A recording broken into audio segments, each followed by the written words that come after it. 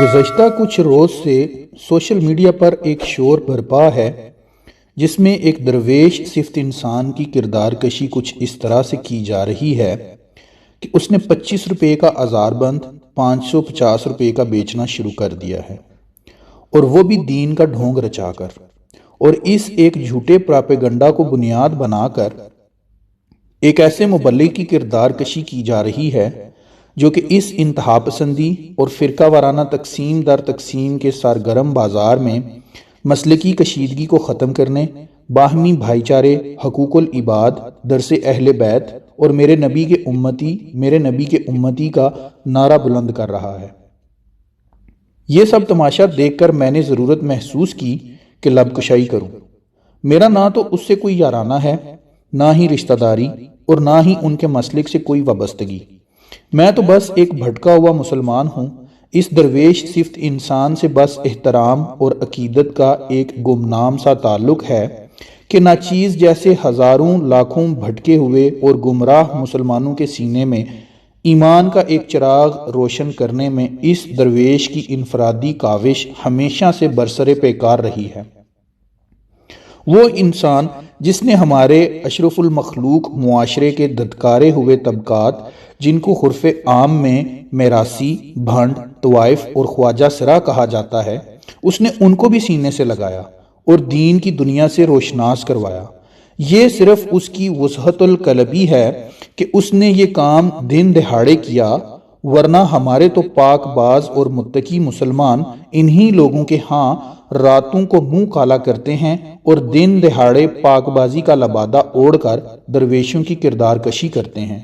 جی ہاں، میں بات کر رہا ہوں مولانا طارق جمیل کی، جن کا گناہ کبیرہ یہ ہے کہ MTJ کے نام سے کپڑے کا برانڈ متعارف کروایا ہے، جس کی آمدن سے اپنے زیر کفالت 11 سے زائد مدارس میں زیر تعلیم طلباء کے اخراجات برداشت کرنا مقصود ہے۔ یہ کوئی ذاتی کاروبار نہیں۔ یہاں میں متقی لوگوں سے سوال کرنا چاہوں گا کہ کیا کاروبار کرنا یا تجارت کرنا انبیاء کی سنت نہیں؟ سونے پہ سہاگا یہ کہ اس گناہ کبیرہ کی وضاحت بھی دینی پڑ رہی ہے مولانا صاحب کو۔ اب آپ پوچھیں گے نہیں کہ کس کو دینی پڑ رہی ہے؟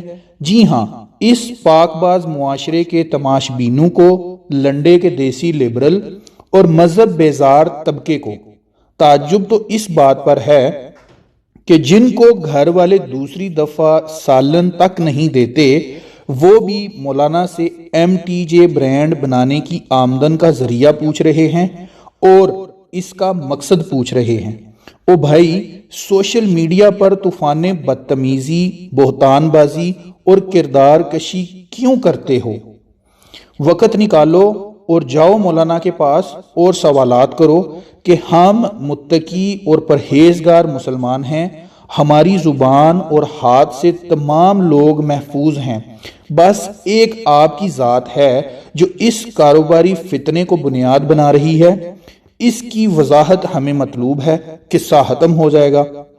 میں آپ کے علم میں ایک اور بات کا اضافہ کرتا چلوں کہ برانڈ کی رٹ لگانے والے یہ لوگ پخانہ کرنے کے بعد استنجا کرنے کی بجائے برانڈڈ ٹیشو پیپر کا ہی استعمال کرنے پر اکتفا کرتے ہیں۔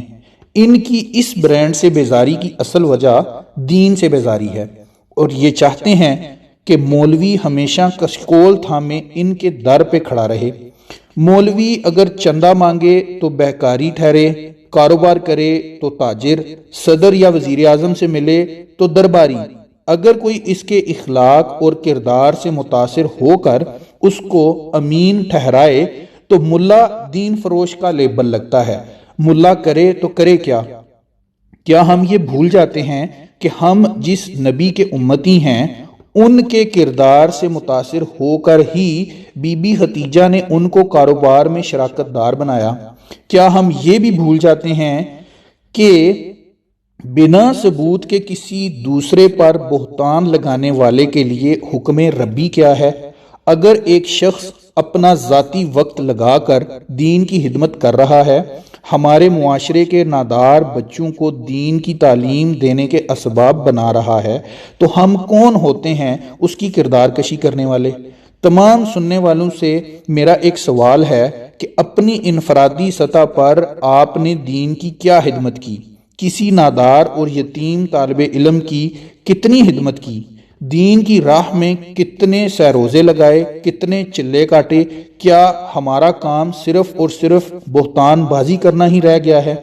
یہاں یہ امر بھی غور طلب ہے کہ دین سے بیزار طبقے کے علاوہ کثیر تعداد ان سوشل میڈیا کے دیسی لبرل اور لنڈے کے دانشوروں کی ہے جو آپ کو ہمیشہ فوج اور ریاستی اداروں اور پاکستان کی خاندانی روایات کو تنقید کا نشانہ بناتے ہوئے نظر آئیں گے۔ ان کا مقصد صرف اور صرف علماء کی تضحیک اور دین کی تبلیغ و اشاعت کے کام میں رکاوٹیں ڈالنا ہے اور آنے والی نسل کو دین سے دور کر کے ایک مادر پدر آزاد معاشرہ تشکیل دینا ہے۔ اگلی دفعہ کردار کشی کرنے اور بہتان بازی سے پہلے سوچئے گا ضرور۔ اگر ایک شخص بھی سوچنے پر مجبور ہو گیا تو میں سمجھوں گا کہ یوٹیوب پر آنے کا میرا مقصد پورا ہو گیا۔ جزاک اللہ۔